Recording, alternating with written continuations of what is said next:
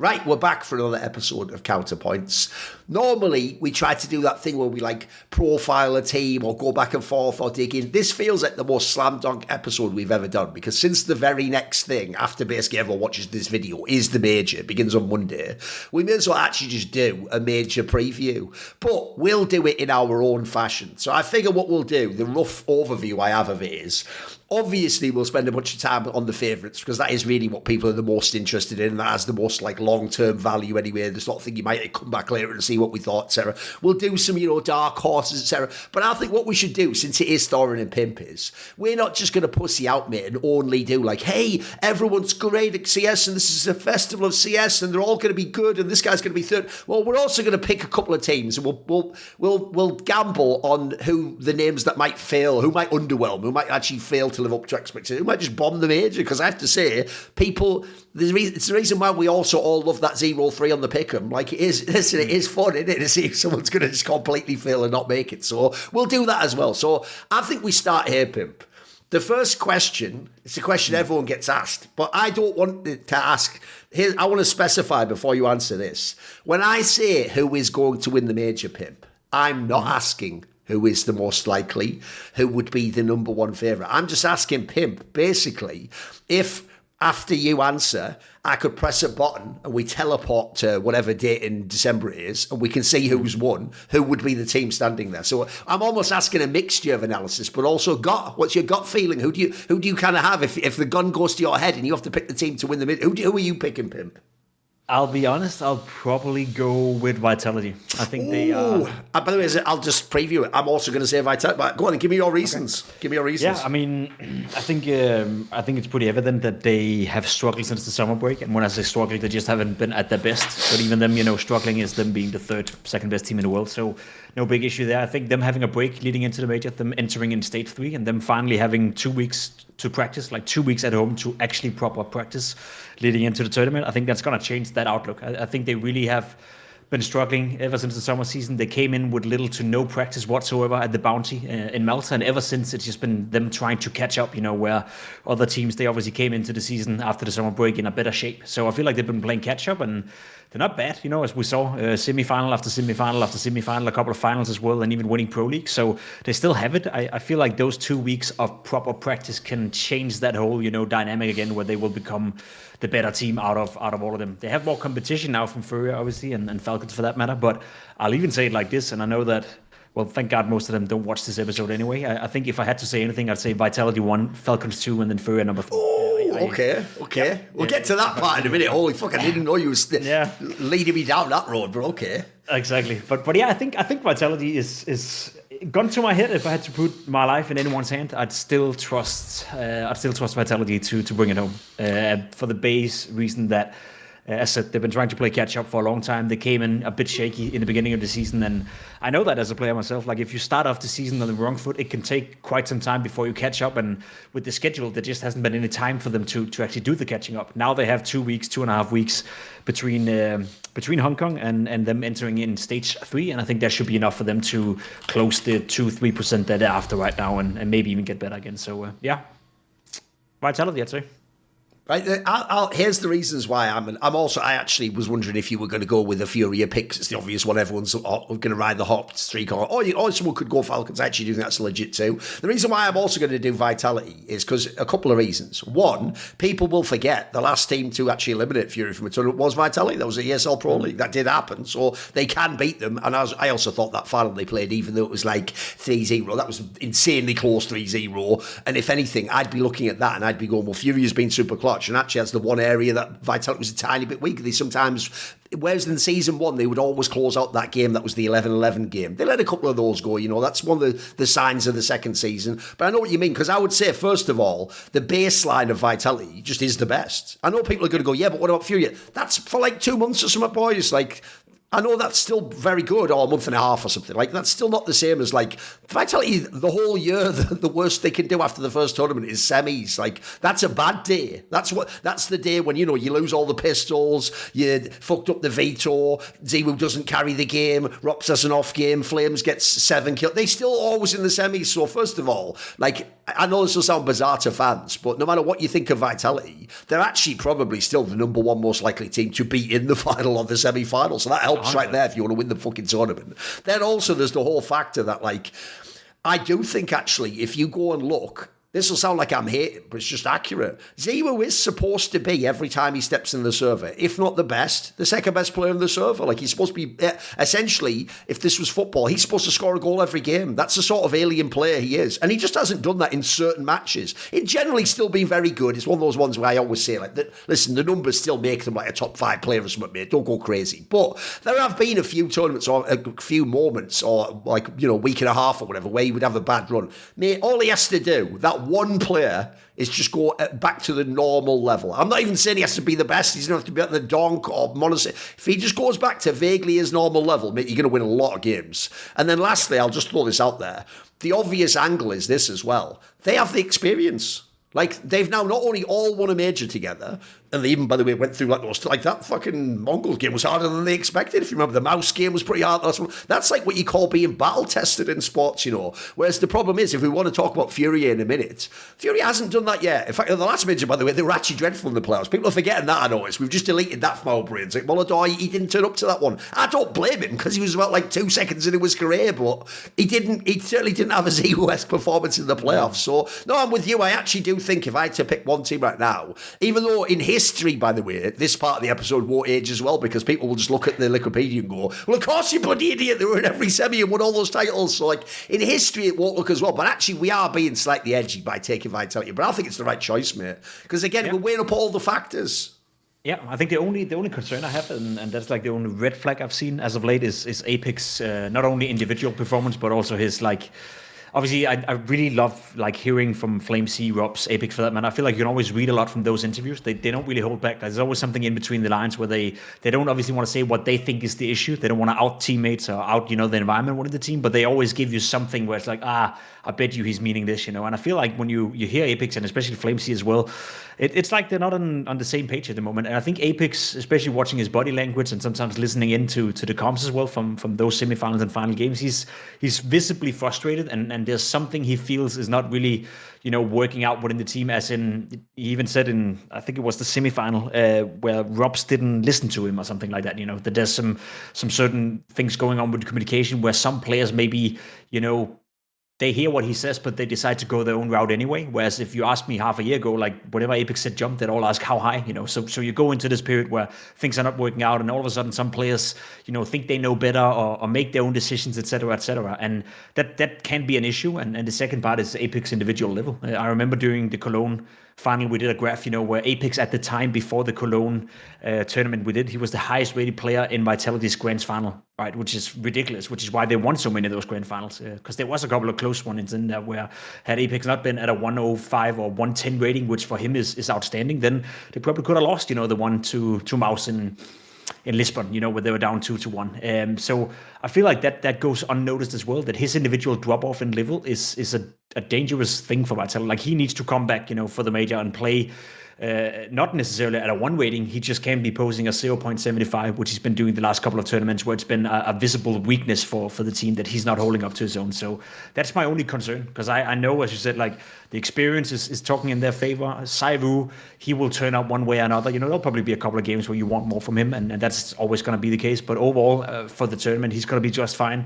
I don't worry about Robs. I don't worry about Flame C at all. The only red flag I've seen lately is Apex and his individual level. And obviously, if you go into a tournament where you compare yourself to Falcons, you compare yourself to FURIA, where there's no weak link, you know, where if Apex is producing a, I don't know, significantly worse stat line than Fallen, then that could be the difference maker when the teams are so close. So that's the only thing I'd look out for, you know, especially in stage 3 when he comes in and you watch him play the first couple of best of ones, you watch him play the first best of 3.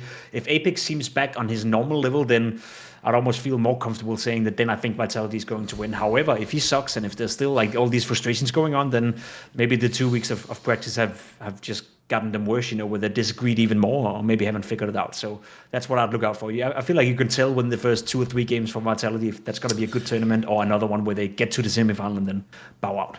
Normally, I would never make an IGL fragging in any form like an X Factor. It'd be more like the opposite. It'd be like, you can't be like down at this level. If you're like, with Carrigan, I always just say, I don't really give a fuck what the number is. It just has to not be so bad that the rest can't contribute and sort of offset it. So, assuming the calling is good is the obvious premise there. But in the case of Apex, the reason why I know what you mean is the other reason why I always thought Season 1 Vitality was OP. Now people get, by the way, because I've seen so much history, why I don't glaze people usually. Like, you notice I haven't rushed to say Molodoy's the best player in the world because he hasn't done it enough yet, mate. And he's contrasted against Monacy and where was Donk a few months ago. But everyone else loves to like get in the moment and just get really impassioned about something now, right? So when people see me saying crazy shit in Season 1, like maybe Vitality's just the best team to ever play Counter-Strike. One of the reasons why is this Apex factor. It's like, bro, they were getting way more than you ever should be out of your IGL, especially bear in mind, everyone else in the team was playing their roles awesome and you had these massive frags from ZywOo. Rops was like an all-star level. So to then get fragging from your IGL, and another reason why, as pointed out by Maui a million times, but for some reason a lot of fans just ignore this, bro.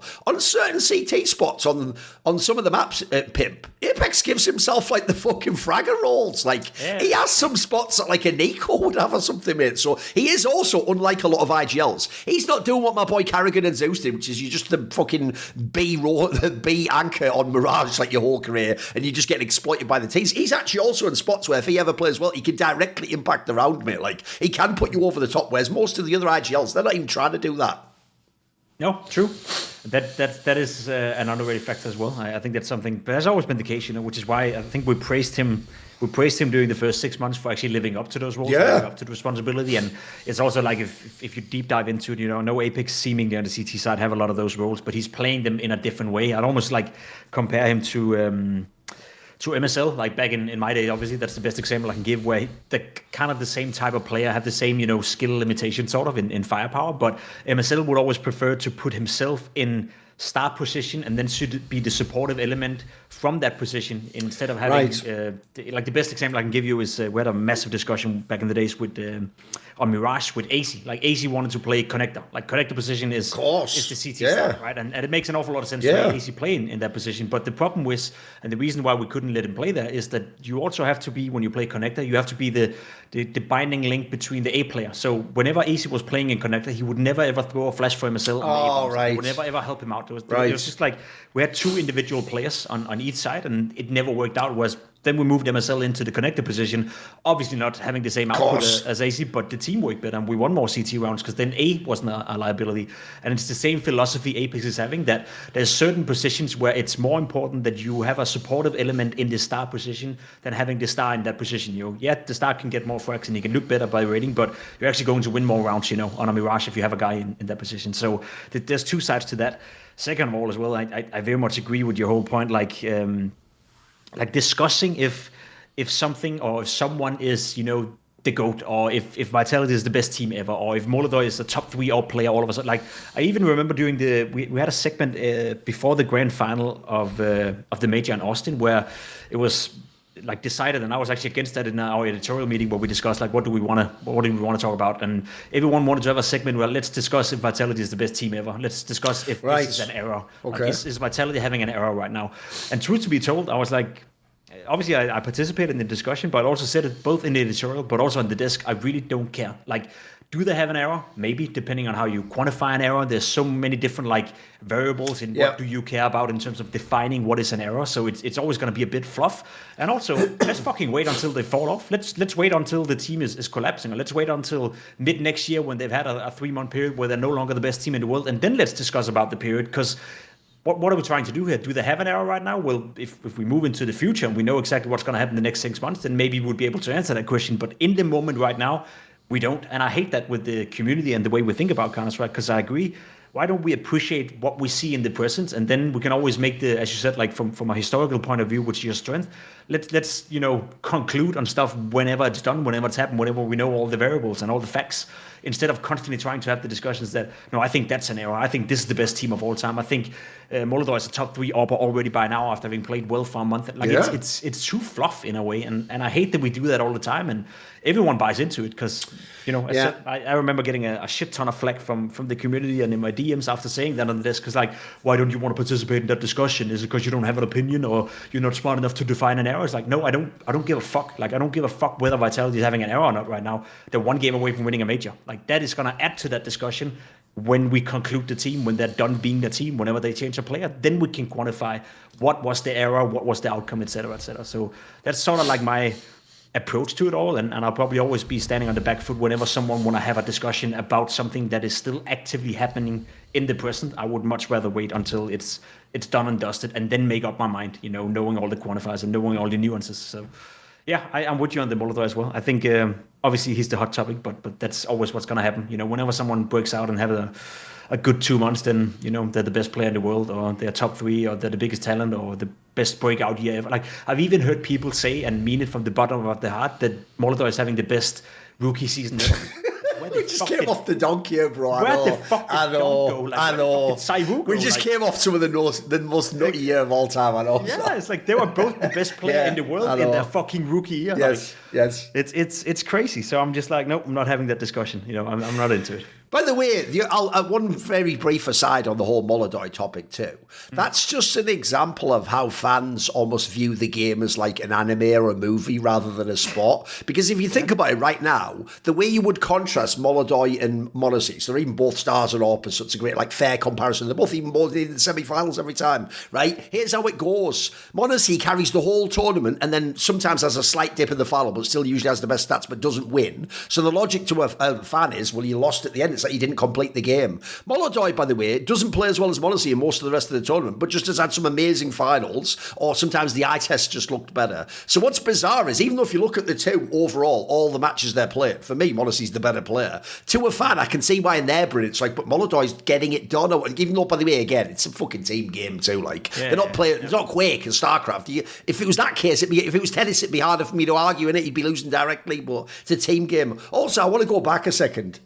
Another factor that actually is going to be counterintuitive, and I feel like you, of anyone, and maybe Danes will be able to appreciate this, Pimp, is one of the most annoying things about the fact that American culture is sort of pervasive in all of English-speaking culture around the world, is certain ideas from their culture just become accepted as the norms, and then people don't question them. So I'll tell you one thing I despise in the modern day. Look, I do think there is a place for, support staff and sports psychology and, let's say communication mediation, where you sit in a circle and you get your grievances out. That unpacking the backpack thing that Lars Rober wants to do. I do think there is a place for that, depending on the team and the circumstances and what the problem is, right? But I don't want everyone to go into this world where, because we all care about mental health, you can never, for example, raise your voice to a teammate, or you can never be annoyed at him, or you can never call him out. And I have to say, from my vibe, Apex's style of leadership is way more in line, as far as I can tell, with actually a lot of the Danish spicy leaders I've known, mate. He's not the guy who's just going well, get him next time, guys. I love you, and we're going to win the next. He's not the guy who goes and does that speech you've seen Americans do in Sports Bro, where they go, I just want to let you all know I love you, and this is nothing to be ashamed of. We should be proud of making this finally.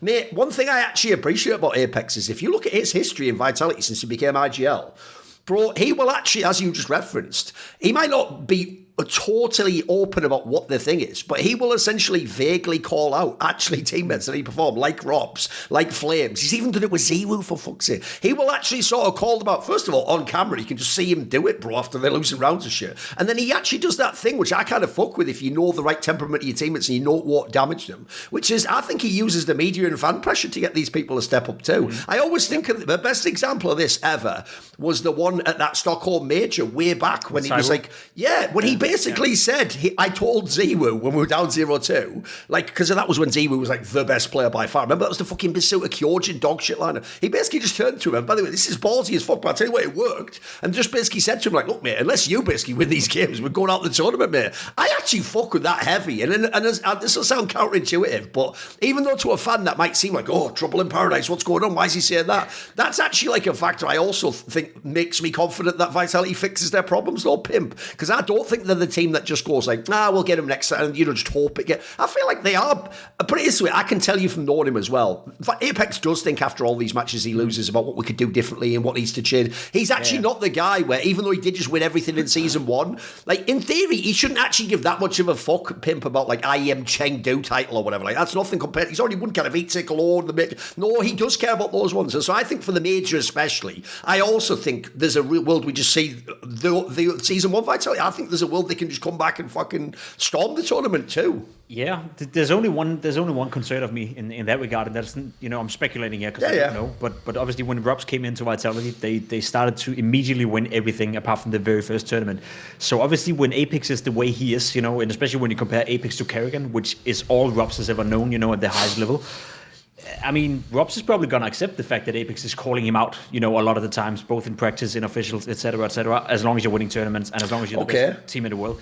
What happens now, when they're losing? Could some of that, frustration that Apex is showing, the fact that he actually told us, on cam that there was a specific round where I think we played a team voice clip of it from Blast Hong Kong where Robs just didn't listen, and it was pretty clear that Apex was very direct in the communication and Robs did something else. They ended up losing a stupid round. It was against Spirit and they almost lost Mirage and went out of the tournament, When Apex is referencing that, like, it almost sounds like he's, like, as you said, like, vaguely calling it out, between the lines to make Robs knows that you don't do that again. Like, this was a warning for you. Don't do that again, because we almost lost, could have had a massive consequence. You do that at the Major, I'm gonna fucking snap. And I don't know if that's the case. I don't know if Robs is in love with the way Apex is leading the team, because whenever you're winning and you're the best team in the world and you're like defining your own era, whatever the fuck they want to say about Vitality in the first 6 months, then obviously Rob's going to say that, I love the way I love the way Apex is leading this team. I love that he's calling out bullshit, that's why we're winning, that's why we're getting good. But when you start losing, when you go out in the semifinals, when you go out in the finals, when things are not working as well as you'd like them to be, does Robs really like it that much, Does he like being called out like that, when you're losing and you leave a tournament in a semifinal? And Robs is a big personality. He's a great player and he's a big signing and he's worked out well, but if he's not on board with it takes, and I've experienced that so many times with different lineups in my queue as well, it takes one guy. It literally takes one guy who's just a little bit zoned out, who's not necessarily agreeing with what's going on. And the best example may actually be Spinks in Vitality before they got Robs. Obviously he didn't go along with it. Yeah. Obviously they didn't see the game eye to an eye, and Spinks became a bit of an issue for Apex and for Vitality. I'm not saying Robs is going to be that, but that's something people have to take into consideration. And that's, again, about the whole, living in the present thing. When you're winning, everything is well in a team. Everyone is the best. Everyone is nice, even though that there's probably a guy winning the team who's a fucking jerk. Sure. But you accept it. You live with it. It's all good. The second you start losing, that's when it starts to annoy you, right? So that could be the case as well here, that Robs is maybe torn in between, it's sometimes nice that Apex is doing it, but he thinks it's a bit too much. And the same with Dupree. He's even spoken about it when he was in Vitality. You said coming from a Dane, Claim was a pretty rough in-game leader from time to time, but he's nowhere near Apex. Like, Apex is literally calling it out mid-round, sometimes before the round is even over. ZywOo can be playing a 2v4 clutch, winning it, while Apex is like rambling to one of his players about what the fuck are you doing to put us in this 2v4 situation, which is something Apex had to obviously work on, to let the rounds play out. So I feel like there's a world where, especially knowing Kerrigan, he's not going to be that same direct Kerrigan. He even said, like, when Elise came into the team, that's something he learned, to be a bit more direct. And when Simple was standing in as well, he tried to be a bit more direct in the critique of the players. But I think Kerrigan is very timid in that regard compared to a guy like Apex. And all I'm saying is maybe Robs doesn't fuck with it that much, when they're losing. So that could also be potentially something they got to work on and find a balance in between. But it's, again, something you'd never hear anyone accept that could be a premise, because he said like 6 months ago that he was in love with that leader style. Well, no shit, when they won 4 tournaments in a row. Yes. Of course he's in love with that. That's always how it's going to work out. Oh, okay, let's go on then, because here's the thing. Obviously, maybe some people would guess we might pick Vitality, especially obviously the Brazilian fans. Of course you did on the Brazil team. By the way, I'll just throw this out there, just before everyone fucking gets their panties in a twist. One thing I'm also never going to accept, Pimp, is this game that fans play, where if you want to make an argument work, you just remove certain context or facts to make the argument stronger, but in doing so, you just make it fake. So I'll give you an example of a fake argument. You know this whole thing of like, how can you not pick Furia? They've won 4 trophies. Homie, 2 of those were Fisher Playground and Thunderpick World Championship. Like, can't praise me. I'd say the same thing if Legacy came in the door. Like, what about our 2 trophies? Like, they aren't even trophies compared to the other fucking ones. Like, that's not IM Melbourne or something, mate. Like, get the fuck out there. You don't get to be in this room, Legacy. So in the same way, if we're being real, Furia's won like 2 and a couple of ones that are like cool ones to have on the side to show, you know, it's not just a total fluke, but that's not the same every tournament as beating Vitality and Furia and Falcons and fucking all the best squads, Spirit, etc. Like, that's different. So people do exaggerate that part. But the question now is this, Pip. You've hinted it already, so we can do it if you want. Everyone else is going to say it should be 1A and 1B, it's just in what order is Vitality and Furia. You either go with Vitality, like for the historical, like the level's so high, Furia because they're so hot right now. Let's just do it then, Pimp. You've been edgy and you've ridden the Falcons the last few months. Why are you putting Falcons ahead of Furia? Why would Falcons be more likely to win for you? Because I think their peak is higher. I think Falcons have again, it's hard to say, but we haven't seen it really, but the way they dominate their group stage games, the way they play when they're at their best, I'll be honest, I don't see any team playing better. Like, maybe peak Vitality, sure, but the way Vitality are conducting themselves in some of those group stage games and winning them 2-0, and in general, just I guess the feeling they're giving you when they win a series 2-0 so often, it's like they seem a bit more. When they're on it, they're really, really on it. And I feel like, as I said, like they're probably the only team next to Furia who's actually getting better tournament by tournament. If you watch the last 4 tournaments Falcons have played, disregard whatever placement they had, disregard how they lost the finals or who they lost to in the finals. If you watch them play, if you put them to the eye test, they get better tournament by tournament by tournament by tournament. I haven't seen a single tournament in the last 4 tournaments they've attended where they didn't get better play-wise, where the map pool didn't involve a little bit. Hong Kong, great example. Inferno was a big weakness coming into Hong Kong, but they won a couple of pretty big games on Inferno and played a couple of close ones as well. So coming into the major, I don't think they're going to consider Inferno as a weakness. I don't think Inferno is a punish pick versus Falcons anymore, which makes it significantly easier for them to play teams like Vitality and Furia. So I feel like it's a team that has gotten gradually better 4 tournaments in a row. So nothing in me believes that wouldn't be the case for the major. I think they're going to come in, they're going to take the learning experience from Hong Kong. That grand final, by the way, in Hong Kong, that was also incredible close. That could have easily gone the way of Falcons. And people don't want to hear it, but easily, like especially considering the 5th map was Dust 2. I said it before, I think either Furia have to win 3-1, or they'll lose 3-2 when it's Dust 2 as a 5th map. So Falcons just needed to win one of those overtime games, you know, whether that was on Train or the other one. They didn't. They even had that one where, didn't they have one where it was like 15-12 or something? They had one where it was like it was almost won. It looked like they were going to the 5th. Yeah, I know what you mean. Exactly. Yep, exactly. Yeah. So they were so close. And okay, let's say they go into the major, and again, they got just a little bit better. Well, if you're a little bit better and you played Furia in that final that close, then odds are that you may win it. So I've said it from the get-go, and I'm still going to ride that train until they prove me wrong. Obviously, if they go into the major and they fail and they show me this is the first tournament where they didn't play better, then maybe the pressure was too much. Maybe we have seen Falcons peak. Maybe I wasn't right about it. But as long as you keep getting better tournament by tournament in a world where no one else is doing it outside of Furia, Vitality's not getting better and better. Mouse is not getting better and better. Spirit is not getting better and better. Face is a fucking joke in that discussion. Navi seems like a team where everyone wants to leave and not play with each other anymore. They're literally the only top team who gets better tournament from tournament. So I believe that's going to be the case for the major as well. And if that is the case, then I think they'd beat Furia in another grand final if they were to get them, or even in a semi-final. The thing is, for Falcons, I think they'd prefer playing a best-of-5 grand final against Furia instead of having to play them in a best-of-3, because there is this, Inferno issue that maybe could be poked a little bit still. But apart from that, I think Falcons is in a great position if they can control the pressure and control the nerves to, as I said, win the major. I was even debating with myself when you asked, do I believe in Vitality more or Falcons? I'd say it's a I don't know, 55 Vitality, 45 Falcons. I really think it's close in that regard. No, but here's the thing. The reason, look, we can definitely do the Fury discussion in a second. The reason why I get what you mean, though, is the reason why I would always have to default to Vitality, though, is I've just seen them do it. Like, I've seen them close their games out. I've seen them get through the tough comeback. And they've even by the way, there's another good sign for Vitality I forgot to mention. They've even started to do those crazy comebacks again, where they really kept. That was the thing about the season 1 Vitality that was like some Astralis shit, bro. It's like, even if you really did have them on that point, you still knew, like, fuck, we're still going to win this round, though. Like, we can't just sort of go, well, it's one, you know, they'll die, and then you just wait for the scoreboard to go 3-2-1, and then they're dead. Like that, no, you have to put them away, otherwise they come back and they win the fucking series. So, no, the problem on the Falcons one is that, essentially, I get what you mean. Like, 2 parts. One, everyone actually ignores what you just said, Pimp.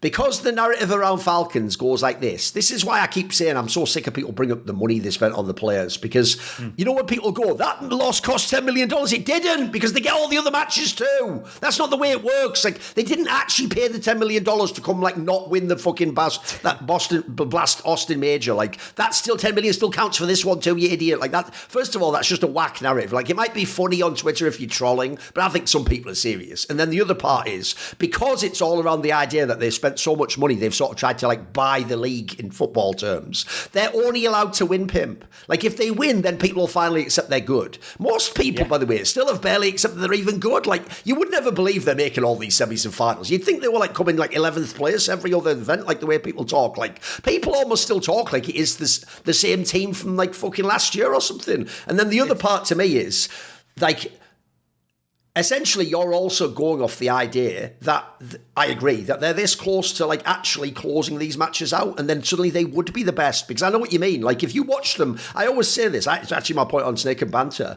What makes Falcons ugly right now is right up until the moment someone can properly match them in terms of firepower or, like, just big game ability. They destroy everyone, mate. It's not even close. Like, it's not like they have a million, like, you know, 2-1, which is, that's more like a mouse or something, mate. You battle through a scrappy game, and then you win this map, and then one guy has a great performance, you win that game, and you get to the next one. No, Falcons just bulldoze people 2-0, like 13-6, 13-6 all day long. Any map, by the way, it doesn't matter what the opponent you play. So, which shows to me, like, the strength of the players is fucking bonkers. This is why you gamble on Keisuke, mate. It's like I said, if it ever works out, by the way, it'll be the other way around. Sonic will look like a genius who reinvented how CS works, that you can have Nico and Keisuke in a team at the same time. So, they look so good, but obviously the problem so far is, and this is even where, if you're a fan who makes fun of them, you should get my point here. Notice how you don't all go, wow, check out the stats for Falcons at this tournament, they suck. You don't do that, guys, because the stats are fucking unbelievable for Falcons. So all you're able to do, and even fans who hate them do this, is you link those screenshots, don't you? We all see it, it's true. Every tournament they have one round where if you link the screenshot where you pick the worst possible moment, it does look like no one could lose that round, and then famously they've lost those rounds. Pimp, that's actually a really good sign in a counterintuitive way, because that's fixable. You actually can make improvement. And I agree with you. I do think, actually, the real problem is they haven't won. So to a fan, they haven't improved because they haven't gotten it over the line or whatever. I do think they've looked better and better and better, mate. Like, if you go back to the first final they made, they were, like, way more touch and go. Now they're actually looking excellent. And you've got to add in, look who's beating them. Like, the FURIA team has been excellent, very clutch. We're about to talk about them in a minute as a true favourite for the tournament too. Like, they're not losing to, like, fucking nobodies. In fact, you have to basically be the best teams in the world to beat these guys. So I also do think they're super strong. Like, I don't think people realise. This is why, if you notice, the angle they use for Falcons the team, Pimp, is the same angle they use for Nico the player. They'll never pull up Nico's last 3 months stats, bro. They'll never pull up his stats versus, like, top, because they know the stats are fine. The problem is he has the odd big game where he fails, just like Falcons does as a team. So I think if you go and look, they haven't won yet, but if you actually look at the Keisuke edition, it worked, bro. Like, I will add in 2 things. One, yes, Nico has choked a bunch of big major games, and then secondly, Keisuke's just barely played majors. I get that, that's true, okay, that's fine, he hasn't played one. But if you go and look at overall, like, essentially we are gambling on the fact that they can do the last, like, it might even be 5%, it might be like 2% to win these fucking games. But I'm with you. If they can get over that line, they can win this. They could even win this major, by the way, like VP style back in the day, and just stomp everyone. That could happen. In fact, I'll tell you the one reality no one's prepared for, because to be fair, the Nico angle would be crazy. What if there's a world where they really do turn up like they do in the group stage, stop the tournament, and then of all people, Nico's the fucking MVP? Like, that's not even impossible, mate. So I'm sort of with you. I do think Falcons is going to be a very strong team at this tournament, personally. 100%. Like, even think how close they were against Falcons. Against FURIA and that grand final in Hong Kong, and how shitty of a game Nico had. Like, he was dropping the ball hard, playing way below his normal level, and yet they were still. I'd still argue, that it was a 51-49 game, in the favor of FURIA right there. It was so close. Again, a couple of rounds or that overtime where they were leading 15-12. They win that. They go to Dust 2. In my books, they're the clear-cut favorite to win on Dust 2. So it was so close, and they were not playing at 100%. Like, even Sonic said it, the players said it themselves. Like, we didn't play the final at 100%, far from, and we still felt we should have won. And I think that's the most frustrating part for Falcons, is that I agree. The only thing they lack is the win. Like, they need to show us that they can actually win a tournament and get over the hurdle, and I guess that is a pretty big step, especially when you get close so often, but you never get it done. But they've shown that in the past. Like, they did it with Monacy, they did it with fucking Dexter as well, that PGL tournament. So it's not like they don't know how to win. It's just that they need to find a way to win with this new lineup, with Kyusuke in the lineup as well, and the new positions for Nico as well. One more thing I do want to say before we close on Falcons and Vitality though as well. I got I think it was Maui Snake who said it as well. Like, this whole narrative of Falcons, fumbling in semifinals. Yeah, they get to the semifinals and then they can't play. Like, it strikes me so hard, because yes, it happened at the Esports World Cup, which was a single elimination tournament first and foremost. It wasn't great to lose to Aurora, I get that, but it was still pretty early on in the season, newest edition in Kyusuke, and it was before they changed position. I almost want to disregard that, because yes, it's a tournament, but they only played 2 games up until that point in a single elimination. It's not like they had a group stage and then a playoff, and then that was the level of that tournament. We honestly don't know. Then they did it at Fisher, and let's be completely honest, yes, it would have been nice to go into the final at Fisher, but that's not really a defining tournament. The biggest tournament of those 3, Pro League, well, guess what? They got into the final versus Vitality. So them never getting into the finals, like, that's just a lie. Yes, it happened twice. They lost in a semi-final, but they were in a final at Pro League, and now they were in a final at Hong Kong as well. So it's 2 finals and it's 3 semi-finals exits.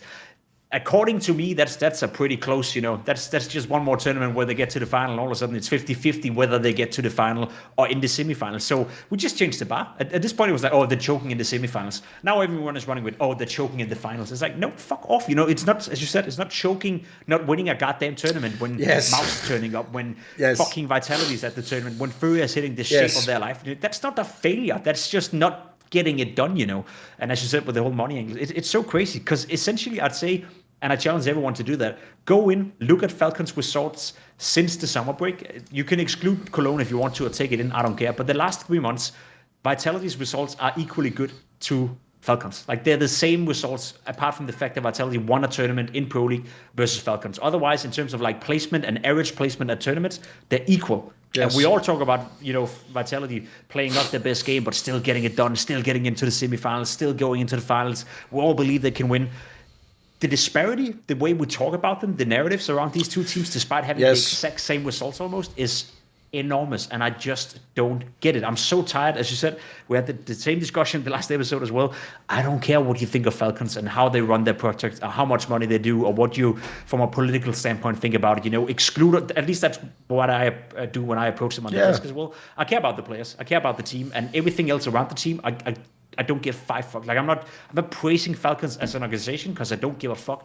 I look at the team, I look at how they perform, and then I treat them the same way I treat Vitality, or I treat Astralis, or I treat someone else. Because essentially, it's not the player's fault how an organization is run by people you never see on the server. So that's not my job, right? I wish the fans would do the same. I guess that's all I'm saying, that running with these, as you said, popular social media narrative, it's so boring. If you're trolling, sure, go ahead, but there's so many people in our industry who's supposed to be professionals in a certain role or a certain capacity within their job or whatever, that goes with the same fucking narratives. And I think it's almost like a joke towards the integrity of what we do, analyzing the game or whatnot. No, by the way, I'll even add an echo of the similar sentiment, which is years and years ago, I remember looking up, because obviously we had all these like great players that had never won a major in CSGO, and it took a lot of people like many, many years before they got theirs. And I remember going back and looking like how many of these are actually chokes. And when I looked into it, Pimp, I've got a sad detail for you. That's actually not surprising if you know sports, which is, bro, most players play worse in the final. Most players play worse at the major. Guess what? If I was to make this football, don't most players play worse in the final? I think people know the stat that like people like Thierry Henry and Harry Kane have scored fuck all goals in finals. Mate, they score for fun in every other game in their career. The point is, it's massive pressure when you're in that moment. Most players play worse in the World Cup.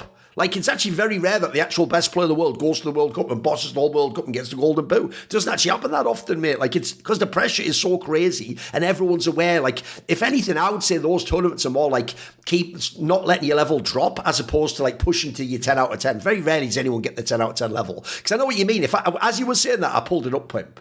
This is what people have to realise. At the last 4 tournaments that the Falcons haven't won, they were eliminated 3 times by FURIA and once by Vitality. Bro, none of those teams suck. Those are put it this way, if you hadn't, as to be edgy, picked Falcons as your second most likely team, those are the top 2 favourites for the major. Like, if you only lose to the best teams in the world, and then also, as we just discussed, it's close and debatable, even when you're having chokes and Nico play like shit or the map doesn't go your way, that shows you actually are right there, mate. You're actually almost where you want to be the number 1 team. I'm with you. Like, we've got to take this term choker and be more nuanced with it. Like I even used to think this about the Mouse team in past seasons. It's like, listen, they choke in the sense that like they don't win the tournament. But again, if you ever looked at that like Mouse in season 1, they were also just losing to the top 2 teams. Like, no one else could beat them. Well, at that point in time, maybe those really are better teams. You know what I mean? Like, except that's the difference. That's what we're discussing here. To me, I actually do think if you look at the Mouse players, I even said this to some of them privately that I know, mate. I said, your real problem is this, mate. I do think you should lose when you play Falcons or Vitality. Your issue is you don't have like a Donk or a ZywOo guy who I can go, but if he wakes up that you win, you just have normal players. That's not the case with Falcons, Pimp. Like, absolutely, if KSU has an inspired first major, if Nico plays without any choke games, bro, they can win this, motherfucker. They really can. And lastly, I want to get into this last detail. I'll tell you what, a really positive factor if you want to believe someone can win the tournament, like I just did. If you want to use superstar theory, well, I'll tell you what right now, mate. Of the 3 big superstars, of Donk, KSUK, and fucking Donk, Monacy, and ZywOo, mate, Monacy's playing the best right now. Like, he's playing fucking lights out CS. And so there's another factor. That's not just a player that puts numbers on the board, mate. His numbers are crazy impactful. Like, people will have seen it. This is one of the reasons I'm so sort of almost disappointed in all the people who keep arguing he shouldn't win these MVPs when he loses the final. Bro, even in the finals, he's doing like mad fucking rounds. As you say, every time they have a map, by the way, they almost win that would extend the series and give them a chance. He's always the one doing it. He's just like, this guy has like crazy heart. He's super fucking impactful. I also just think that, look, if Monacy is going to be like MVP level at this mid, you have a very good chance to win. 100%. 100%. And that's, again, for some reason, people don't want to... Whenever ZywOo plays well, they always give it more, way, I guess, almost, to Vitality winning a tournament. Same with Donk, obviously, and Donk is a special case, but it's like, I think the issue is that Modest is surrounded by Nico and Kyusuk. Yes. He's not the sole star player. By then, we default to a logic that, okay, so it's not that important or not that impressive that Modest is playing well. I'd even argue it's the other way around. If Modest didn't have good players around him, he'd be forced to step up every single tournament for them to even have a chance. Like the old Kenny S, in fucking Titans, where if he's not having a GOAT tournament by his standards, they're not winning shit, at that point. So I feel like that's also unfair to Monacy. Obviously, he did have a dip in form, in Austin and the tournament before, or Cologne or wherever that was. But overall, I agree. Like, if you ask me who's the most in form of those 3 star players right now, you'd have to say Monacy. And let's be honest, yes, Molodoi is in the conversation, but he's not to be put next to Donk, ZywOo, and Monacy already by now. FURIA is more a team. Go on then, hit me with your FURIA take. Because I feel like, even though we're definitely going to sing the praises of FURIA, because they are excellent, I want to know initially, because it's the most obvious question, what's holding you back from putting them number 1? I think FURIA is more likely to lose to a team they're not supposed to than Vitality or Falcons. I think they're more likely not to make it into the semifinal or the final. I think it's I'm not saying, like, again, gun to my head, I think FURIA will be part of the semifinal at the very least, maybe in the grand final. Anything else would be ridiculous to say with the shape they have right now and how well they're playing and the depth of the map pool, which is even more impressive, I'd say. But I think they're more likely to lose to a team like Mouse or Spirit than Falcons would be or than Vitality would be. I feel like the margin of error, especially in best of ones as well, and the pressure, and again, people don't want to hear it, but at the major in Austin as well, you're completely right. They did choke completely against Pain in the quarterfinal, and it wasn't like they played out of their mind in the group stage. They got to the playoff pretty quick, and they looked good in the group stage, and it was a big surprise, but it's not like they were playing out of their mind, and I think the best of ones and the major format, them entering stage 3 as well, can ruin a bit of that momentum as well. Like I know they've been looking hot, but it's also easier to stay hot when you go from tournament to tournament to tournament, when no one can really make up any new setups or make up any new strats or really hard counter you in practice to get ready for the next tournament, because everyone is just going from one tournament to another to a third. So in terms of like adjusting to FURIA and trying to find ways to beat them, you're just trying to come up with stuff on the fly almost from one tournament to another. Now everyone can go home. Vitality can go home. Falcons can go home, and they all look at FURIA as the biggest threat. We all agree they are the favorites to win the major. So that's where the focus is at. How do we beat FURIA? So if you design your game around beating FURIA, then I think they're more likely to also lose to a potential Vitality or Falcons in a quarterfinal or in a semifinal at a major. And we just can't forget that the format, the way it is with the seeding, with the bookles, like there's a great likelihood, and I think you said it in the last episode as well, it very much comes down to who draws who and what side of the bracket do we end up in. Like, are you going to have a FURIA versus Falcons in the quarterfinal? Are you going to have a FURIA versus Vitality in the quarterfinal already by then? Then I think there's a pretty good chance that if that's the case, then FURIA will be more likely to lose that game than Vitality or Falcons. So again, it's almost ridiculous to say because I feel like it's so close, but yeah, I don't know why. I feel like Mouse poses a bigger threat and Dong poses a bigger threat to FURIA because everyone is looking at them right now. Everyone is coming into the major with the full focus on FURIA. It's not like how do we beat Vitality or how do we beat Falcons. Like everyone seems to be able to have an idea of how you do that because they lost games. Whereas for FURIA, they seem unbeatable right now. So don't neglect the fact that everyone is having a target on their back, and that can change the way you approach them in a game like that. Yeah, I'll also say as well, like, what I'll do is I'll tie it to their strength, because one thing I always find fascinating in life in general is a lot of things that are in stories actually do apply. It's why narratives work in real life, because essentially good narratives are based off observations of life and the dynamics of how things play out. And so one thing that's bizarre about life is your weakness is usually tied to your strength. So one thing you just said there, Pimp, that I heavily agree with is, here's what's funny. I actually think there's a better chance that like, put it this way, I would for real do some logic. Like, if FURIA makes the semis, and I don't mean because you have to make the semis to win, then they have a very good chance to win the tournament. Because at that point in time, semis and finals are enormous pressure. And the best thing about FURIA so far is, bro, they just haven't buckled under the pressure. In fact, they've risen to the pressure. The one thing, what I just said earlier about how most great players and teams play worse in the big finals. That's what's been bizarre about FURIA so far. It's why I compared them on Twitter to FaZe. They've had almost the opposite effect. I actually think they're better in the playoff games, the deeper it goes, than they are in a group stage or just in quarterfinals. So I'm with you. The actual most likely point they lose in the tournament isn't even the final. It's probably the quarters. I'm with you, because what I think is this. When you're in the quarters, it isn't. Here's the thing. If you're playing against rookies, yeah, it's still pressure. If you're playing against another top team, you're all supposed to be there at that point, mate. It's not the same crazy pressure as the final when you can win the whole tournament if you play well. In the semis, you've got the whole expectation. The quarters is way more likely to lose. And I think to myself, if you're in the quarters, listen, obviously it goes without saying a Vitality could beat you. I know they haven't lost to Falcons yet, but that could happen. Forget that. I'm going to go further. If you pick out teams like, I'm thinking of like Mouse, if Spirit ever play well, mate, you know what? Fuck it. Throw it in. If we're talking about a BO3 and it's just a quarterfinal on day one of the playoffs and you haven't got all the pressure yet, even someone like an Aurora might be able to fuck around, mate, and just have an overperformance and beat you. I know what you mean. The difference is, unlike put it this way, Vitality, I'm almost certain, Pimp, barring some crazy bracket draw, are at a minimum in the semis, if not the final. Falcons, I think it's very likely they're in the semis, like I said. The difference is, I do think there's a world where FURIA can win the tournament. I do think that's totally possible. We can go into that more if you want, but I also think it's possible they can bomb in the quarters, or there might even be some insane world, bro, where they lose 2-2. Like, I don't think that's impossible, because one thing I do think is really hard for me with FURIA is this. I'll tell you what I'll do. I'll be fair to any FURIA fan listening. Beforehand, I'll give you like a real, almost like a bet, and it'll go like this.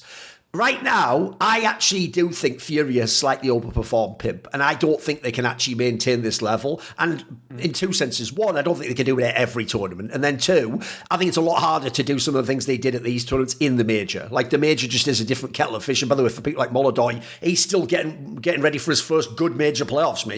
He doesn't have that, you know, the mad swag he has in these finals where he wins the round and doesn't even fucking celebrate, and you're like, just fucking hive. Let's see if he does that in the fucking quarters and the semis. You know, if he does, then here's what I'm saying is the bet. Then I will give you even more praise if you're FURIA, because right now, if FURIA actually is the team that they've been for the last month, Pimp, then it's the other way around. They actually are like one of the best teams to ever play Counter-Strike. Like, This would be impossible because another thing I look at their team and I'm like, this can't keep happening, bro, is, right, Case Serato, I already thought was cracked. I've always thought he's underrated because his team never made any bloody finals, never won any trophies.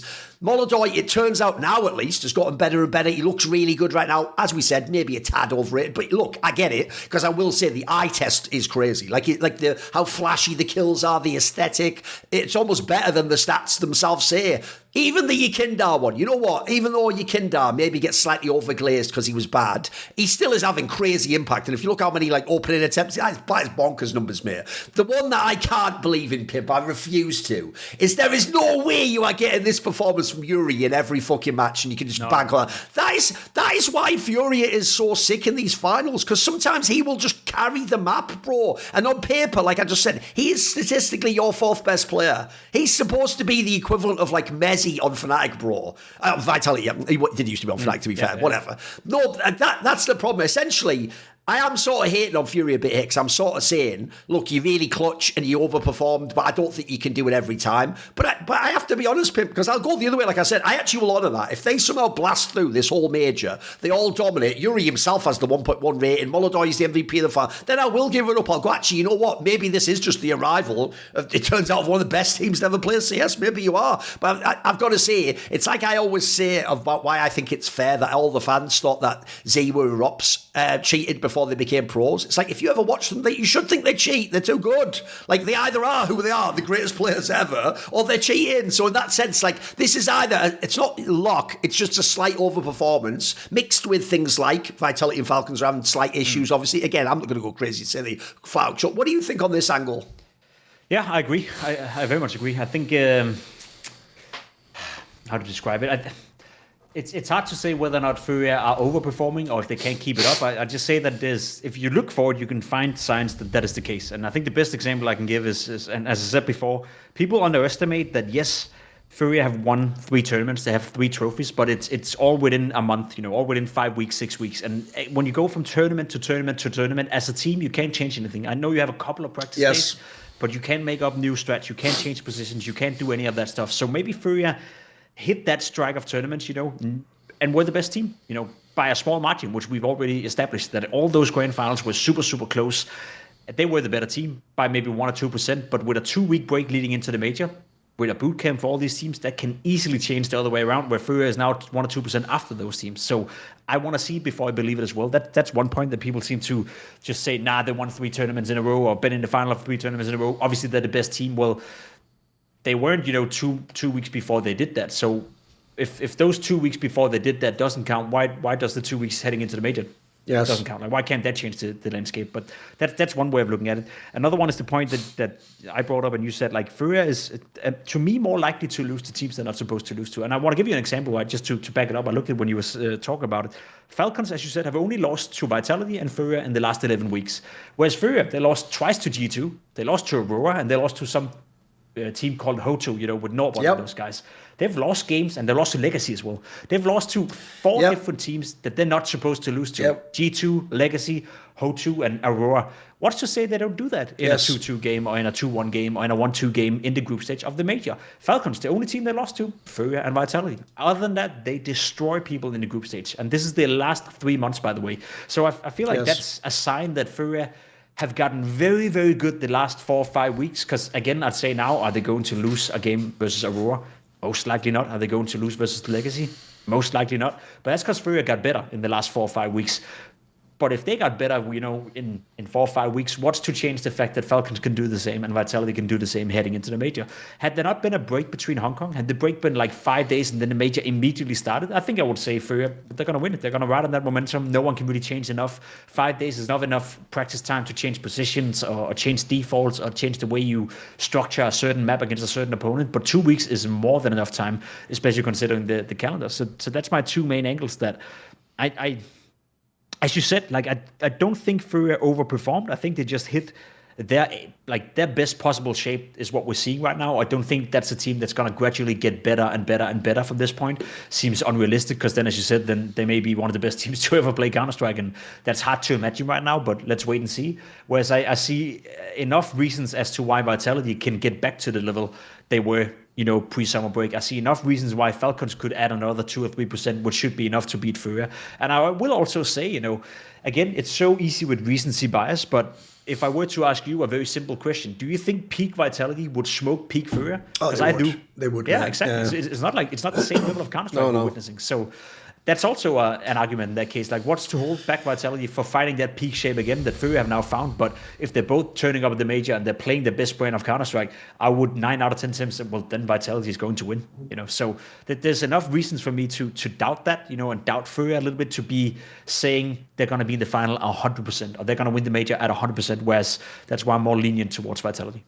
Yeah, basically, to summarise, the real reason why you can put them below both Vitality and Falcons is the floor of their team is just worse, mate. Like, as you say, this is what people won't get. What really makes Season 1 astounding from Vitality isn't even just the trophy lifts. It's that they never lost series, bro. That was the thing that I could never handle. Like, even their worst day after the Blast Bounty, they would find a way to win the game. It didn't matter how someone played. Like I said, someone could underperform. The other team could play the best game of their life. You could get the map veto as great as possible. Mongols did this a few times. Aurora did that a few times. It never mattered. Whereas the difference is, the FURIA's lost way more matches than that. If you keep going back to Fisher Playground and Blast, they're picking up losses to teams that would never win the tournament. So I think people have actually missed that part too, which is they definitely have their off days. And the other thing I'd say as well is this: if I had to describe like an archetypal aspect that means to me FURIA represent, is they're the team that plays to the level of their opposition. Like, bro, they have a lot of close games even against like the Pains of the world. It's if you go and look, like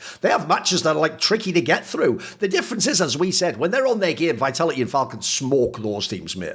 But I'll tell you the one where that turns into a positive, even though that's a weakness right now for FURIA, that sometimes they play down to the level of their opposition, who might even be a team worse than them. The positive thing is this, and this is really good news, by the way, if you are a fan of both FURIA and the other top teams. One thing I do like about FURIA, though, is because so far they've played up to the level of every other really good team in the playoffs. They play like Falcons, like Vitality. It means that like they have the old VP quality back in fucking CSGO, which is you might beat them, but they'll never give you the game, mate. You have to fucking beat them. You have to actually go head to head. And one thing I love about them is they're going to keep these other teams honest. Like, if Vitality or Falcons win the major by beating this team, they'll have had to play their peak game, in my opinion, or play very high level. I love that we have teams like that in the scene. I hate it when it's like the real problem I had in Season 1 with Mouse is I felt like they just fucking bend over every time they got to play Vitality. Like, I could even tell they didn't really believe they were going to win the series, like they were always a little bit too happy after the one map win, or they all just like, you could, in their brain, the difference is, FURIA has crazy grit, I guess is what I would say. I'll give them that. I think they have a lot of fortitude. Yeah, I agree with that 100%. And again, I mean, if you're watching this episode, you may think that we don't think FURIA can win. We don't speak highly of FURIA. It is the best team right now. It is the most informed team right now. There's no doubt about it. Just like m0NESY is the most informed player right now. But that is not a guarantee that m0NESY will be the MVP of the major. That's not a guarantee that FURIA will win the major, because, as said, a lot can change in 2 weeks. One more note to the whole FURIA thing. Again, the more you dive into it, the more you can start to ask questions. Like, they fucking should have lost. They lost to Na'Vi, or went down 0-2 versus Na'Vi in that grand final at Thunderpick, I think it was. It was a best-of-5 grand final, and obviously they won the following 3 maps, and if I'm not mistaken, they did it quite convincingly as well. It wasn't close. Map number 4 and map number 5, they just smoked Na'Vi. But we're talking Na'Vi, who's never been worse. We're talking a Na'Vi team that goes up 2-0 against you in a best-of-5 grand final, which had it been a best-of-3, they would have won that series 2-0, and we'd be like, what the fuck? And that's a Na'Vi team where whenever you watch them play, and I don't know if there's any truth to it, but it does feel like everyone hates each other within that team. It does feel like that's a team that's just waiting to implode, or someone is waiting to leave, or something is going to change more, before they get it turned around. And that's a team that FURIA 5 weeks ago, went down 0-2 in a grand final versus. So it's not, as much as we want to say that they're unbeatable right now, they're the best team, they're winning all the trophies, but a game like that, at least to me, is very telling. Like, that's an honest game of Counter-Strike, where if you go down 0-2 versus Na'Vi in a grand final like that, then you're not unbeatable. Then Na'Vi would be thinking, if they face you in a quarterfinal, or if they face you in a 2-1 game or a 2-2 game at the group stage of the major, Na'Vi will be like, we can fucking beat these guys. Like, last time we played them, we probably should have beaten them. We went up 2-0 in a best-of-5 grand final. So I think that's also some of the pressure that FURIA is under right now, whereas I think everyone agrees, and I think that's where it would be interesting. And I would love if Starladder would do this type of content where they anonymously would ask 2 or 3 players from each team at the major, who do they think is going to win the major? Like, who do they fear playing the most? Because I think a lot of them would fear playing Falcons more than they fear playing FURIA. And I think for the sole reason that as a player, you think to yourself, oh, fuck, I have to beat Monacy, QCU, Kenito. As a player, that's tough as an individual. Whereas FURIA, they think the game differently. Like, they beat them as a team. You know, it's not Molodor single-handedly beating them. It's not Quesarado single-handedly beating them. FURIA is coming in with the mindset that we beat Falcons as a team. Most teams don't have that luxury. Like, most teams rely on their star players, and those star players will be way more, like, they'll be way more, how do you say it? They'll be way more comfortable, I guess, saying that if I'm the star player of my team, let's say you're bit within Na'Vi, like, you'd rather play FURIA where you feel like you can make a bigger difference as an individual than going up against 3 star players in Falcons. And that's where I feel the real truth is at. That's why I love the whole seeding system when teams seed themselves as well. Yeah. If you ask the teams, if you ask the players who's actually on the server, who are going to face each other, who do they think is the most dangerous team to play? I think a lot of people would... I think this even happened, Pimp. I forget, was it Pro League or something? There was one tournament where they did this, where they had the teams pick. And first of all, I remember at the time, because remember Pro League was the only tournament Vitality won. Even before Vitality won, all the players put Vitality number 1, which implied that both in strength and maybe in practice, they did think they were number 1. And I think Falcons was very high as well, because I know what you mean, Pimp. I'll give you, since we're always doing football analogies on this one, because I try to find the sport I can relate to. I'll give you the analogy. If you remember the classic Barcelona that was at the end, the Messi, Neymar, what's the other one? Suarez, yes, the MSN one, basically. That one, right? They actually only had like that 1 year where they were totally insane. But I'll tell you what, I would be way more scared playing them than other teams that won a lot more, because the difference is you had that feeling of like, yeah, but if those 3 players go off, it doesn't even matter if our guy goes off. Like, what if our guy scores 3 goals, but then they score 5 between them? Like, I know what you mean. That you feel way more like it's less in your control if you're the other star player. I get the analogy of what you mean.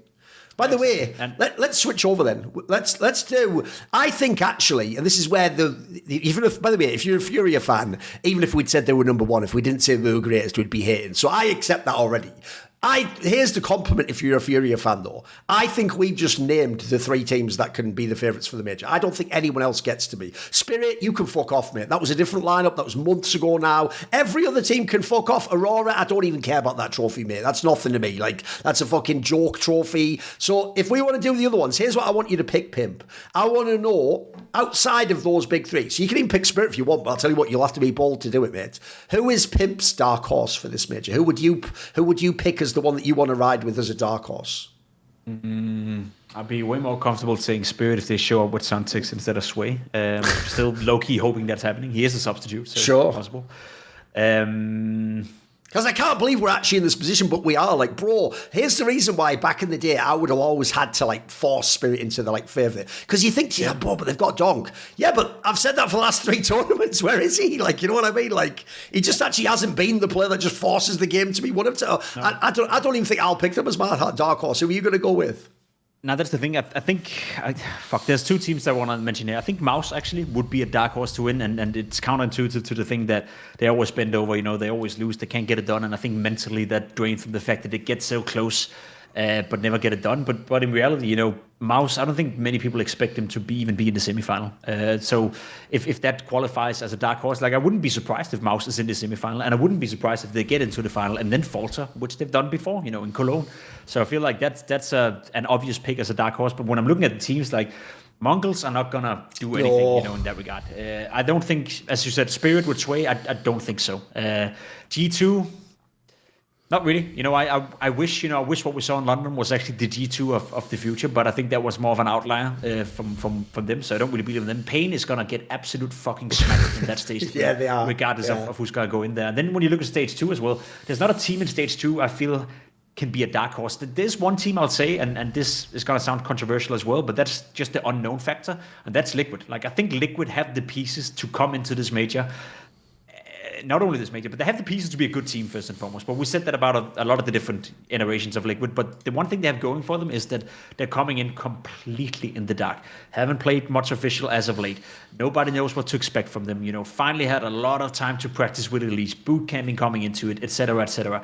If you can unlock Elise and Neff and Nerds on the same team, like Liquid have, like if you have those 3 players working out for you, and Ultimate occasionally have those games where he's just gonna pop off and be the best player on the server, then I can't tell you that Liquid can upset, a team like Mouse or upset a team like Spirit or maybe even upset a team like, God knows, FURIA in a group stage game or whatnot. I feel like that is the most likely team for me to say that's such an underrated team or fairly rated team, but down the pecking order that I think they could be a dark horse to, make the playoff, maybe even sneak in a quarterfinal win if everything checks out. They're not going to win the tournament. I don't believe that, but imagine Liquid in the semifinal at the cost of a FURIA or Falcons or Vitality. That would be a massive surprise to me. And that's the only team I can pick out. I really do think that FURIA, Vitality, and Falcons have set themselves aside. Like, they're so much better than the rest of the pack right now. So in terms of picking a dark horse, you're making it tough for me. So, yeah, I guess instead of rambling out, I'd say Liquid. But this way, I know where you pick Liquid because I do think that Liquid actually have better players than the results show. Like, if you go and look, man, I think that is the number one team that just can't close games out, bro. Like, I've seen them in so many times in position to beat better squad. Like, on paper, I do think they should have won a lot of these small tournaments they were at. Like, but it just hasn't happened yet. So that's, again, that's like if they get it done. I'll tell you what, Pimp, I'm going to melt everyone's brain right now. As I said, I do think those big three, I should be a big three. That those teams probably should win. But if you want to get crazy, right, to me, this is a true dark horse. Because to me, a true dark horse, obviously they're a dark horse, they shouldn't actually win. But it's like if everything went right. No, it's going to be way worse than that, bro. Pete, this is why it's going to melt people's brains, because everyone's going to go, but wait, you hate them. I'm going to say Aurora, bro. Yeah. And now here's why, Pimp. Because do you know what? I'm the number one Major hater in the world. I could get the fucking Morg and everything right.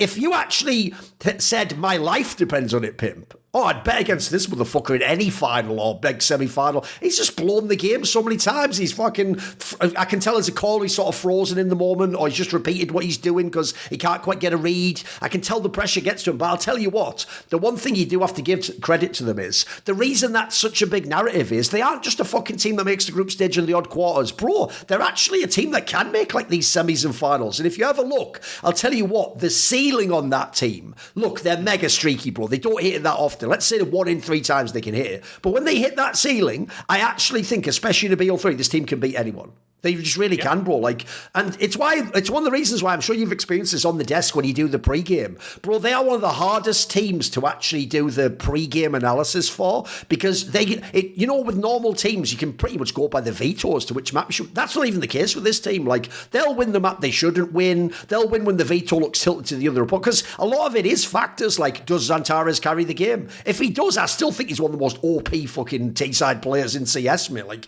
it just feels like he's an auto fucking open. You just open the round immediately, you're on the site. Like, so listen, I wouldn't listen, if you put the gun against my head, I'm saying please put that gun down. I don't pick Aurora. But if I had to pick, this is what I agree with you. I actually think outside of the top 3, a lot of the other teams have these massive flaws. So I'll at least take the sort of factor of, if you want to roll the dice, Aurora can just hit some crazy form, bro. They can go nuts on a lot of teams. And I also do think, bizarrely, and I wouldn't say like teams are scared of them, but I do think that they are, like, other teams sense they're dangerous when they play them.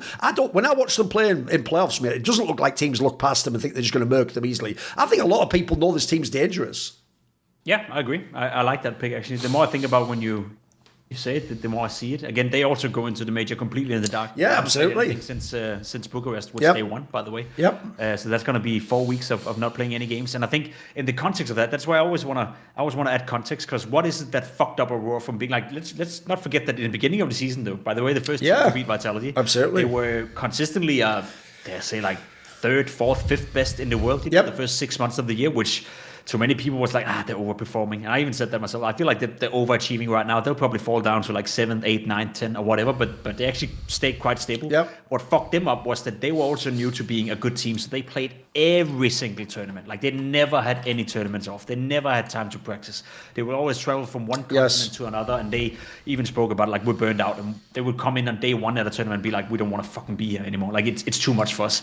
So there was obviously some scheduling issues, and there was this time to get adjusted to be, I guess, a top team. They had to, act as a top team if they wanted to be considered a top team in that regard, in terms of scheduling tournaments as well. They've fixed that now. They took a 1 month break leading into the major. That's the first time that team has ever had 4 weeks off not playing a tournament ever since they became a good team.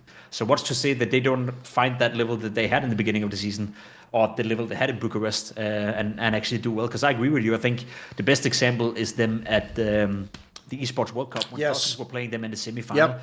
everyone, including myself, was like, oh, it's going to be a walkover for Falcons. And I think the Falcons player felt like, oh, that's going to be at a grand final for us, at our home tournament. That's going to clinch us the fucking $7 million first prize pool at the EWC Club Championships. And that's going to be a big game for us. And then they lose, and all of a sudden they could lose that first place in the Club Championship, and they play Vitality, etc., etc. So it's not that Falcons didn't want to win that game. They were super fucking motivated to win at EWC. Without a doubt, Aurora was still just the better team in that game and could still beat a Falcons who were, getting to a point where they were actually playing decent Counter-Strike. So I like that. I like that pick. I think you're right. I think Aurora is a team that no one wants to play in a quarterfinal. Would you rather face, if you're Vitality, would you rather face Mouse or would you rather face Aurora, who's a bit unknown in that environment? Even though to a fan, Mouse is better than Aurora, they probably are. I'd rather face Mouse, mate. I know what you mean. It's in their own quantity, yeah. Exactly. It's their own quantity. You've done it so many times, and you know that, is it 10 times they played them this year and they won 9 times? Like, it's a known fact that Vitality, you're going to win 9 out of 10 games. Whereas for Aurora, I feel like that's a little bit more uncertain. You're right. I'll even give you an angle, mate, which is one of the things that I thought, this is actually why after season 1 I wrote them off completely. It's because, and look, by the way, they obviously didn't do as well in terms of like making playoffs, etc. But I thought they would be dead when Overpass came in because, bro, they used to be the Anubis merchants before the Vertigo merchants. Those maps are all gone, bro. Actually, with the current map pool, I say at this point, I actually feel like they're not even a map pool team. It's just the form of the players. If the players are rolling, like the obvious sleeper gem there is fucking Woxic, isn't it? His stats aren't crazy, bro. He's nowhere near the Molodoys and the Monacies. But I tell you what, you put him in a server, he just wins fucking clutches, bro. He's like Cadian in CS2 or something. Like, they shouldn't be that good, but they do have impact on the game. Like, I actually do think it's just, and also, in a way, the way they play as a team almost is like the big dark horse. If it's just MMA or boxing, bro, they're the guy who just goes for the knockout punch all the time. You won't win all the matches doing that, by the way. You'll get knocked out, you'll lose, but tell you what, the one time you connect, you will knock the other person the fuck out. Yeah. Yeah, that's true. I want to ask you a question before we win this episode. I have to go soon. You even said it coming into it. Like, who do we think is gonna suck the most? Like, who do you think is gonna disappoint the most? What is the one team that you want to pick out where there's actually reasonable expectations? Well, I'll give you a choice here, because the problem here is how hard do you want me to go? Because the two obvious ones to me that I feel like are going to absolutely categorically fail is Spirit is one. I actually do think, sadly, like here's the thing, I'll put my cards on the table. When they first made the Tanae change, I actually was going the other way. I thought maybe he just walks in, plays like he does in Heroic. Donk's already the best player. Bro, you might just win the major outright. Like, maybe you have the craziest honeymoon. They've had the nightmare honeymoon, bro. They've had the honeymoon where you should break the fucking marriage up immediately, like this is a mistake, and return all the gifts and fucking pay back the dowry to the father or whatever. Like, so you can do that. The problem is, the other one for me is G2, but I feel like G2's taking care of themselves, haven't they? Hasn't everyone sort of gotten over London at this point in time? Like, they just haven't done it. So I would say Spirit. I'll be bold and say, you know what? Spirit doesn't even make the playoffs, mate. Like, the way they've played, I've watched every game since they've made this new lineup together. All the group stages, even the shit ones. Mate, they have struggled against some fucking bad teams, bro. Like, I don't know what it is. Listen, if Donk shows up, he can make me look stupid. He can probably still carry him anyway. But that's the thing I'm really worried about, is so far that environment's also made Donk worse, which I didn't think was possible. Yeah, I agree with that. That's like I don't want to speak about Spirit because I really feel that it can be anything. Like, you're right, they can probably blow out of the group stage, but I also see, like, all of a sudden Spirit finds himself in a fucking grand final, like, because of Donk is just having like a yeah, of course. I mean, remember his Katowice performance. Like, if you're telling me Donk is gonna, average a rating of 1.7 or 1.6, then it doesn't matter who they play. Like, they can win that game. They can win that. So they're tough to me. I think, I don't know. I honestly don't know who is gonna disappoint. Like, Spirit is a good shout. I think for my money, I'm looking at a FaZe clan as well. Like, I feel FaZe have done enough to fuck themselves up now to a point where Stage 1 is so weak that I can't see a world where they don't make it from Stage 1, but I could definitely see FaZe, go out in Stage 2 and finish the major in 19th place or something like that. And I think most people still have somewhat, realistic expectations to FaZe. They still consider them to be a team at least, in and around top 10. I think that everyone would be disappointed if they're not part of Stage 3. Everyone would be, especially when you talk majors and the fucking major magic and whatnot, everyone would be disappointed if they're not at least 1 or 2 games away from making the playoff. I don't think that's going to be the case. Like, you even saw in Austin, everyone looked at FaZe and they were like, the fucking joke, and somehow, some way, they still make it into the playoff. I don't think that's going to be the case for FaZe. They could definitely go 3-0 in Stage 1. I think the level of Stage 1 is not something that they shouldn't be able to cope with or handle regardless of them having a shitty season. But stage 2, there's a lot of quality teams in that stage, and the best one from stage 1 as well. So if I were to make a ballsy pick in that regard, I could see FaZe like exit the fucking tournament in a shared 19-26. Bro, I'll tell you what's scary about FaZe is a lot of people have obviously noticed this finally because you see those stats accounts. Bro, Twist's numbers are insane right now, and they're barely relevant as a team. Like, you look at these matches, they don't dominate people, they don't beat the top team. Like, that's fucking disturbing me more because if anything, those numbers should probably go down a little bit. Like, they're too high. Yeah, that's the thing, right? Twist has come into FaZe, and he's giving them everything they wanted and more so. Like, absolutely. He's made them significant. One can only imagine where the fuck would they be without Twist playing it. Let's say he just came in and he posted a 1.10 average rating or whatever, then they'd be smoked by a lot of shitty teams. Like, even some of the games they win because of Twist, and nothing else. So yeah, I think we need to have a discussion with Kerrigan soon. Like, what's gonna go on for him, and how is he either gonna save FaZe, or how is he gonna move on to another project where he can try to start over if he want to continue to play? Because I've never ever in my career as doing desk work or doing broadcast work gone into a tournament having as little confidence in FaZe as I have right now. Like, by the way, I know what you mean, because if you notice, I was the number one FaZe fanboy, bro. I think that whole FaZe magic in playoffs doesn't exist with this core. That's gone. I'm sorry, you just picked it apart piece by piece. It's called the ship of Theseus. That's not who they are anymore, Pimp. And doing the thing that every fan does of like, yeah, but remember Shanghai last year, bro, that team had Rops, it fucking Brokey was like way better than that. What are we talking about? Like, that isn't this FaZe, mate. It just isn't. No, I wish it was. It was dope. If anything, that's why I say it. FURIA is the new FaZe in that sense. They're the team that you put them in the playoffs. They get better and better. They fucking play up to the level. They win all the clutch. I'd like it to be fair. Put it this way. Here's what I would say finally about FaZe. I actually think this is necessary, Pimp, because I think when they have a bomb tournament now, when they don't do well, it will just make them face the hard choice of like, look, we made the wrong move getting the Jacob guy. By the way, maybe Spirit will have the same thing with ZywOo. Look, we tried something. It didn't work. But it's okay to say, my bad, and then move on. You don't have to be committed forever. Like, I even think at this point, by the way, you're not doing him any favours. Like, he just looks like he's just getting wrecked all the time, and every fan's going to think he's shit. Yeah, I agree with that. The issue for me is that, like, it's even fucking Brokey. Like, Brokey came in, he played. He's been bad, mate. He did okay. Isn't it crazy that one tournament has made every fan just not even look at him after that? Like, they just think he's fine. Yeah, he's been terrible. Not working out for them as well. So. Yeah, I don't know. I just hate the fact. There's two things I hate about that whole FaZe thing, and I'll end it here.